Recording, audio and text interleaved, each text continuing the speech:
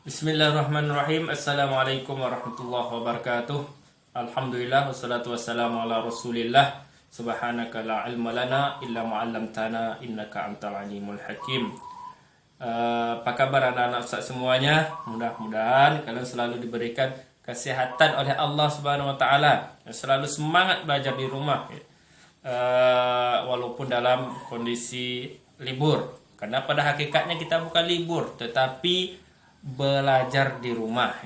Maka untuk hari ini Ustaz akan menyampaikan tentang hal-hal yang dimakruhkan di dalam solat. Hal-hal yang dimakruhkan di dalam solat. Makruhatu fis solat. Hal-hal yang dimakruhkan di dalam solat, yang pertama yaitu hal-hal yang disunahkan, meninggalkan hal-hal yang disunahkan di dalam solat, itu hukumnya makruh. Jadi kemarin sebelumnya kita sudah belajar hal-hal yang disunahkan dalam sholat. Ketika kita meninggalkannya, hukumnya makruh. Selanjutnya, Syekh Sabiq dalam fikih sunnah ini menjelaskan ada 11 hal yang dimakruhkan di dalam sholat. Apa yang pertama? Al-abth, bermain-main ataupun melakukan sesuatu yang tidak ada manfaatnya. Itu al-abth. Baik itu dengan tangan ataupun dengan anggota badan ataupun dengan pakaian, kecuali dibutuhkan, memang sangat dibutuhkan, maka ketika itu berubah hukumnya, tidak berubah menjadi makruh. Nah, itu telah kita bahas di dalam hal-hal yang diperbolehkan di dalam sholat. Ada misalnya bergerak hanya untuk melakukan sebuah kebutuhan yang memang harus kita bergerak di dalam sholat itu. Hal ini telah kita bahas di dalam hal-hal yang diperbolehkan dalam sholat. Yang kedua, apa yang makruh dalam sholat? At-tahassaru fi sholat. At-tahassur ini artinya apa? Bertegak pinggang di dalam sholat. Itu tidak boleh. Karena Rasulullah nahan Nabi SAW al-ihtisaru fi sholat. Rasulullah melarang tegak pinggang di dalam sholat. Yang ketiga apa lagi? Yang ketiga yang dimakruhkan raf'ul basari ila sama'i, yaitu mengangkat wajah ke langit, memandang ke langit, mengangkat pandangan ke atas. Begitulah kira-kira. Nah, ketika mengangkat pandangan ke atas, itu hukumnya makruh. Kemudian apa? Yang keempat, an-nadhru ila ma yurhi, melihat kepada sesuatu yang bisa mengganggu. Mengganggu apa? Mengganggu konsentrasi kita. Melihat ke depan misalnya ada tulisan, ada lain-lain yang bisa mengganggu kekhusyukan kita dalam sholat. Ini makruh hukumnya. Maka jika anak-anak Ustaz pakai baju yang bertulisan itu harus hati-hati. Kenapa? Dikhawatirkan nanti orang di belakang kita bisa terganggu. Walaupun boleh-boleh saja, tetapi hal ini dikhawatirkan bisa mengganggu orang yang di belakang kita. Yang kelima, taghmidul ain, yaitu memejamkan mata. Memejamkan mata itu juga hal-hal yang dimakruhkan dalam sholat. Makruh. Kemudian selanjutnya, al-isyaratu bil yadaini 'inda salam. Memberi isyarat dengan tangan ketika salam. Ini makruh. Mungkin di daerah kita masih ada orang-orang yang memberikan isyarat.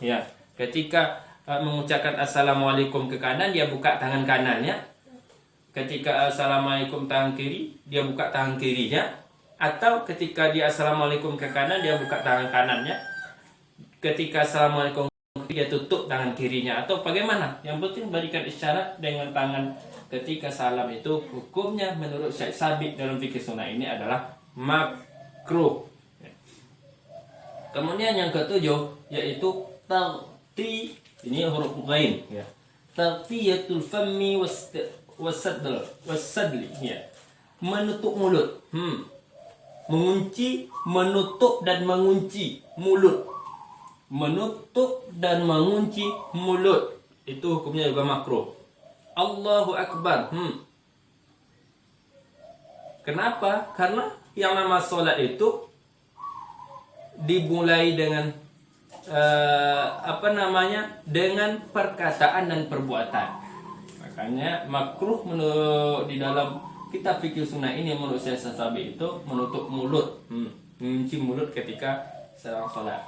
Yang kedelapan, as-salatu bi khadrati ta'am.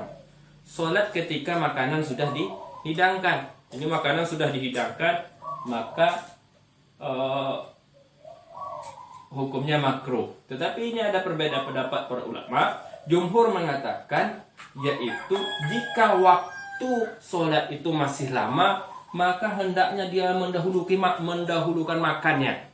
Tetapi jika waktu lebih sedikit, maka hendaklah dia mendahulukan sholatnya. Itu dia menurut jumhur. Sedangkan Ibn Hizam sebagian Syafi'iyah mengatakan, ya walaupun waktunya masih sedikit, yang penting dia masih bisa makan, dia makan. Yaitu ketika makanan sudah dihidangkan, hukumnya makruh. Kemudian yang ke-9, as-salatu ma'a mudafa'atil akhbasyain. Ya, salat ketika menahan hadas, menahan kentut ataupun menahan buang air besar, ya. Menahan kentut, menahan buang air besar, menahan buang air kecil, ini hukumnya makruh.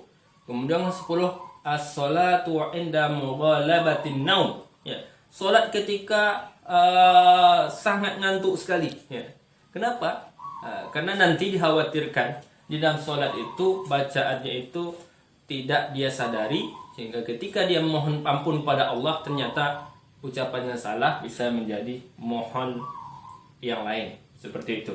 Kemudian yang terakhir yaitu 11, iltizamu makanu khas, ya, minal masjidi minal masjidi lis-salati fihi ghair imam, ya.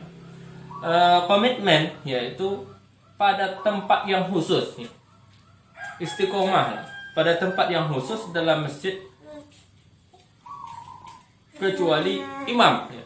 Jadi sebagai makmum dia makruh solat di tempat itu saja. Misalnya dia tempat di situ saja, setiap kali masuk masjid saya solat di tempat itu saja.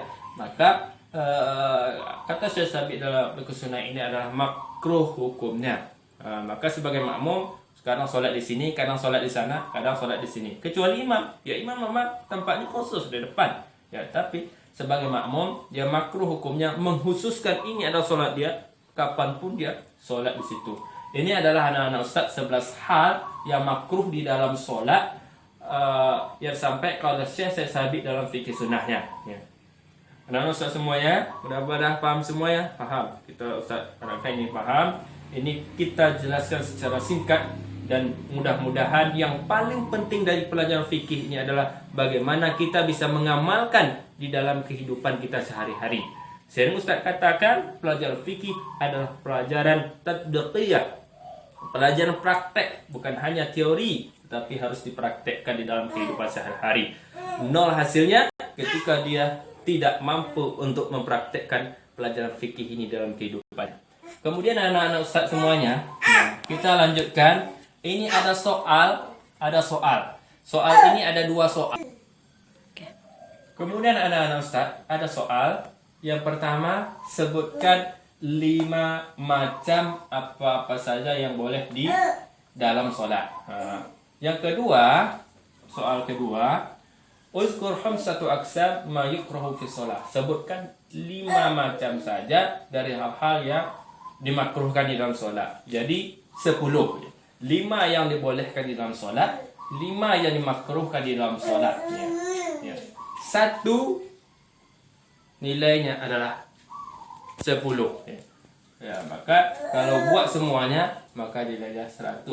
Kemudian setelah dijawab, ditulis, ini dikirimkan ke nomor WA Ustaz 0852 1012 5174. Ya. Oke. 0852 1012 5174. Ustaz tunggu jawabannya secepatnya dari anak-anak Ustaz semuanya. Ya. Jawaban paling lambat Ustaz terima hari Sabtu ini. Demikian pelajaran kita pada saat ini. Mudah-mudahan kita bisa mengamalkan di dalam kehidupan kita sehari-hari. Semakin hari ibadah kita semakin baik. Adanallahu wa iyyakum ajma'in. Assalamualaikum warahmatullahi wabarakatuh.